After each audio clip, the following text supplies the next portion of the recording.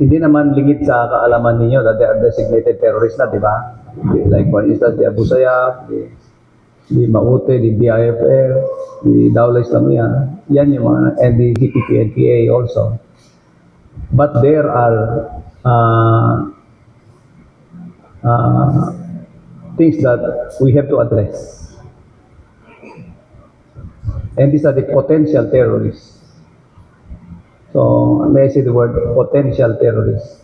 Before they will become full-blown terrorists, they must have to be addressed right now. For instance, the private armed groups. They start with private armed groups and then eventually they became terrorists. They start with drug peddlers and eventually they became terrorists. Kaya merong narco-terrorists, di ba? So, these are the things that we are addressing. And meron pa isa ngayon na is in the isolated case, but the impact is national and it's international also. Maybe you might have heard about the NDE, the nihilistic violent extremism. It happened yesterday sa Zamboanga where there was this student of the Ateneo de Zamboanga shooting people inside the school. It became horrible. At meron ding nangyari yan sa Tacloban. At meron ding nangyari yan sa Calabarzon at General Trias, I think, na may sinaksak na using knives also. And these are the reasons na the Office of the President is ordering us to go down and educate the stakeholders like us, because these cases is not limited to the students alone, and it's not limited also sa schools, but it involves all of us. Nung nangyari yung Tacloban, I was still the regional director of Calabarzon. We addressed the DepEd already. The PNP and the Department of Education, meron ng coordinations. They had coordinations before that. It is more serious this time because of what had happened. And naglagay na kami ng mga measures inside school. Before, the PNP, we are not allowed to do some interventions inside the school because we consider the schools, inside the schools as a sacred place. We don't meddle inside the school premises because we leave that to the school teachers and the disciplinarians inside.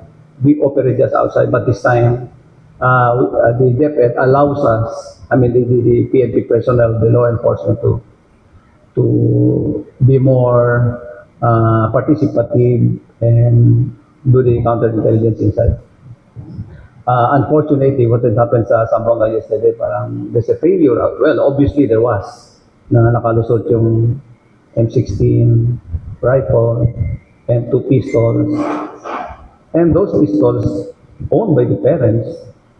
You see, if irresponsible parents possess firearms at taken away by their sons and daughters, so hindi tama yon.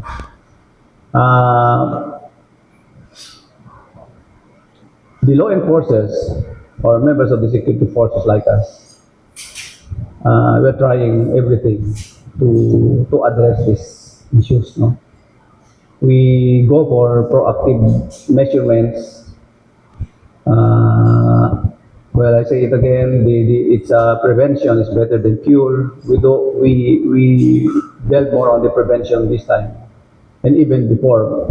Pero it should be more serious now, kasi parang dumadami. And before, di ba, yung sa terrorism before, ang ayaw lang naman natin, at it will not happen. It happens outside the country. Like for instance, it happened in Syria, yung we call the person born IED, di ba? The person born IED, the suicide bombing before. So sabi natin walang mangyayari sa Philippines. But it happens. There are 6 cases of person born IEDs in the country already. Nangyari. Bago nangyari sa atin ito, nangyari na yung mga yan, active shootings outside the country. So it becomes an operational testing outside. So because of the operational testings happening outside the country, mapipick up yan through social media. That's why all of us, parents are that. Tingnan natin yung mga the activities of the gadgets of our children. Baka napabayaan na natin sila na slowly they're being radicalized, na meron na pala tayong nararadicalize inside our home. These schools and our home, they are supposed to be the safe haven. They are supposed to be the comfort zones of our children and us also. But kung ganun na hindi na natin nakokontrol, what for? The purpose of parenting. I must say that yung mga situations na rin, hindi naman yan nangyari overnight. Hindi na para magsisihan pa. Pero I would like to say that there are more time for the children to stay at home, and which means there are more chances for the parents to engage the children, give them some pieces of advice. Ilan ang oras nila sa schools? Maybe 2, 3 hours, 5 hours. Pero mas marami sa schools. So it all starts at home. So kung i-address pa natin yung mga children natin sa schools, too late. Baka kulangin na and we become reactive na lang.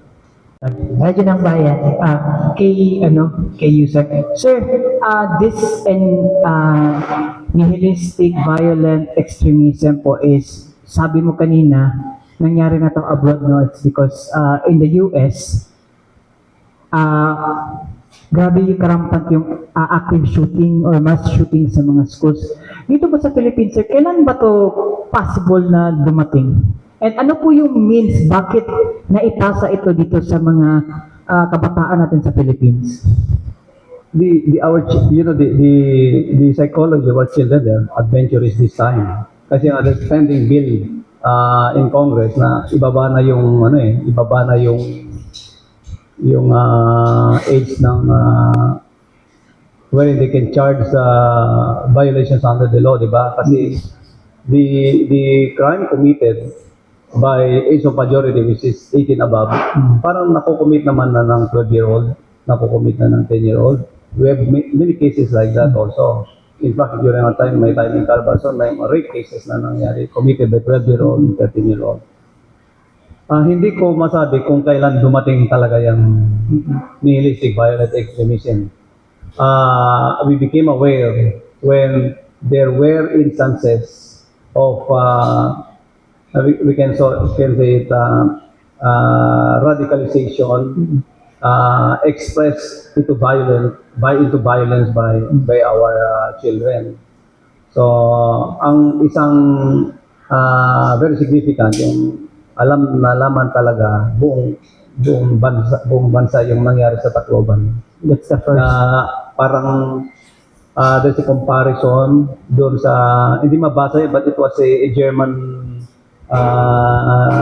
Phrase. di ba? The Tacloban incident, sir. The Tacloban incident. Yes, the Tacloban incident. And the law enforcers try to compare all the text messages there. At nangyari na pala doon sa Germany. So, it passes through the gadgets. It came across in the form of digital. Kaya nga, the gadgets ang nagiging mode of transportation of radicalization. Kaya, we have to be aware and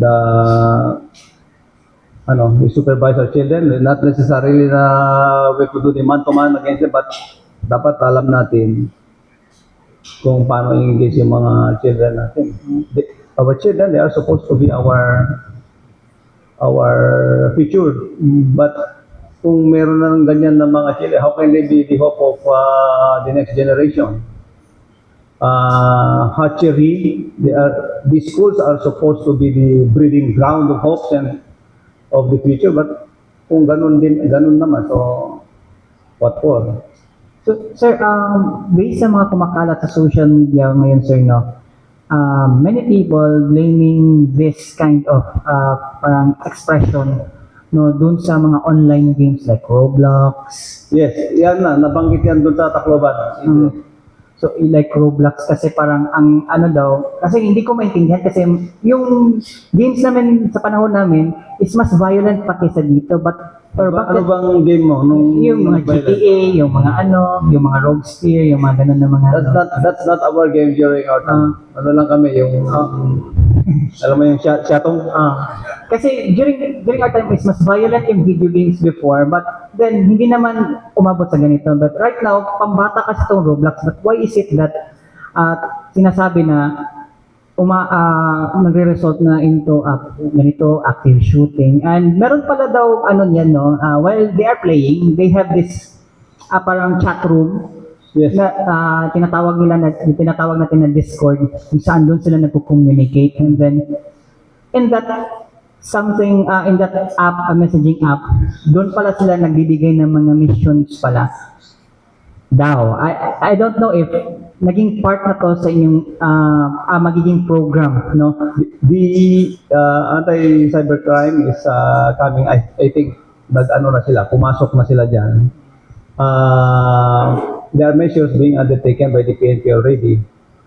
Sa amin naman, sa Anti-Terrorism Council, pagbalik ko sa Manila, maybe tomorrow or maybe Friday, sinulatan ko na si Chief PNP na mag-meet kami tungkol dito sa growing issues dito sa nihilistic violence. We have invited some of the stakeholders. We have invited the DepEd for some sort of workshop, and we have invited the parents also.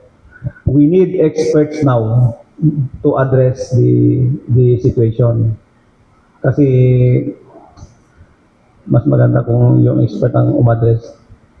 Kasi sir, last na lang. Kasi based on studies, I think it's in UK that parang maraming nag-object that it is the online game that caused them to become nihilistic extremists. It is what? It's the online game. Online games. Kaya nga yung, ano ba yung sinabi mo, Roblox? Roblox. Roblox, di ba tinake down yan? Tinake down na ng... It's still in there? Nalalaro mo pa? Hindi naman. Pambata naman yun. Kaya nga sir, pambata yan. Di ba tinake down na yan? Pambata yung Roblox. It's not more on the adult side na yung mga GTA. Meron nga GTA 8 ngayon pero mas brutal yun. Pero wala namang mga ganong edad. So right now, sir, are you going to recommend to have a cyber warrant po para mapasok tong mga klase ng mga chat rooms? Cyber warrant, if there's a case. Pero when public order is at stake, pwede naman mag-intervene using the police power. Kaya nga, pwedeng i-take down yan on its own. Hindi naman yan it's not a matter of right for these owners of the apps. Kasi ang requirement naman, everything that we do, security first. Kaya nga, tinitake down yan kagad. Di ba, kung minsan may mga position,